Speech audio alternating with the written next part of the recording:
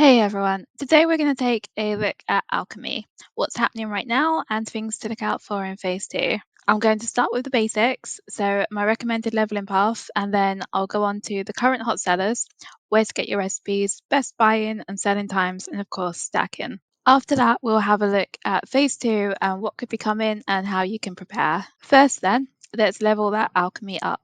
You need level 10 now to level your alchemy to max. However, you'll need level 26 in phase 2, so focus on 10 right now, but then do try to increase it over the next few weeks. The first thing we do in alchemy is always craft minor healing potions. You can craft these until grey if you feel like it here, because for the first time ever, thanks to supply crates, any minor healing potions you have can be sold at slightly above cost. I'm talking 1 copper, so don't get too excited here. Next, you'll be moving on to the lesser healing potions and make these until level 110. These are more than likely just to be vended at loss, so don't get carried away and craft too many. Any spare minor healing potions that you have at the end, remember to just stick them on the auction house at this point. Get some of that gold back, well, silver. Your next 2 crafts are going to be healing potions and lesser mana potions. You can use these all the way to 150. These are both supply box crafts, which is great as now both can be sold. And lesser mana potion was profitable every time I checked. Healing potions weren't so great, so perhaps limit your healing potion crafts depending on what your server looks like. They're actually healing potions are used in a tailoring craft as well, so it's surprising that they're not profitable, but from what I've seen, they don't seem to be. Every lesser mana potion will generally be profitable though. At times you may see on my screen that TSM still predicts a loss. I don't really understand why it's doing that, and that's actually been the cause of the delay to my TSM video, as I obviously can't finish it if I have this big glaring TSM problem. So I'm trying to figure out what's causing that to happen, and then once I've got that fixed, I'll be getting that one out. Next up then, once your alchemy is leveled, let's look at some of your staple crafts. Now, I cannot stress this part enough, raid consumables peak on reset day. The materials to craft them will drop in price throughout the week, and the lowest price for materials should be early in the day before reset. We can see here when we're shopping that TSM actually gives us a handy indicator here of the market price percentage. So you should aim to buy your materials at below the 90%, ideally below 80%, and then you sell on reset day later in the day, so 4 p.m. onwards, for over 100%, ideally over 110 to 20%. This will give you a really nice advantage over sellers who are buying materials at the time. So here are some hot current sellers for you. Rage potions, these are needed by warriors. You get the recipe in Booty Bay and it's not too expensive on the auction house to buy either. Free action potion. This is limited supply in a few cities.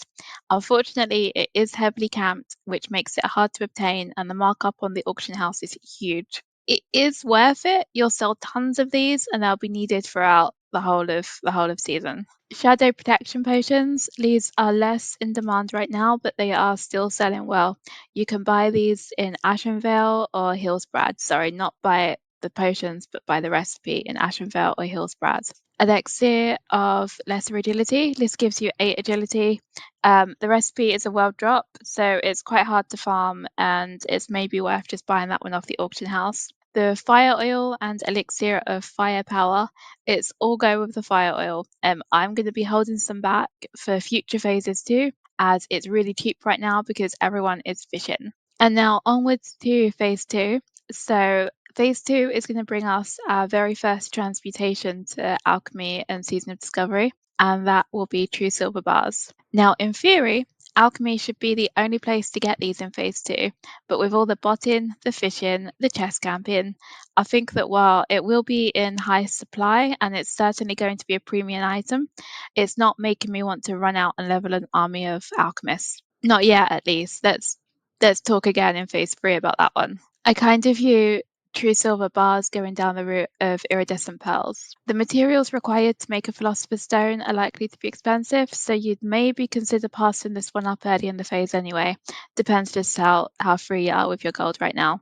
I've already made a video on the frost oil in phase 2. If you already have your recipe now, that's fantastic. If not, you can always go and check out the vendor this week. I predict frost oil to be a really strong seller in phase 2. It is required as a hand-in for a quest in Badlands, but it's also a general good consumable. The recipe is hard to get. You get it from a goblin in Ultirat Mountains. At the time where I made the video, hopefully some of you will have gone and gotten the recipe land because it wasn't heavily camped, but I believe it is now being camped quite heavily as we get close to phase 2. Lastly, Len, I am holding onto some wild steel bloom right now, ready for lesser invisibility potions. Fade leaf is also required for lesser invisibility potions, but you can't herb it right now, so it's at like 3 gold per unit on my server, which I think is too high. But maybe come phase 2 launch, I'll be sitting here ruining the day that I didn't buy Fade Leaf for 3 gold per unit. I guess we'll see. The reasons I really like lesser invisibility potions are they are brilliant for questing, just really, really handy to be able to get in and get your mob and get out again. And also, if you're looking to do some clever tactics in dungeons, again, really, really useful little potion. So that is everything for today. I hope you found this useful and took a few tips away. As always, if you could take a minute to like and subscribe, I would really appreciate it. Thanks a lot. Bye.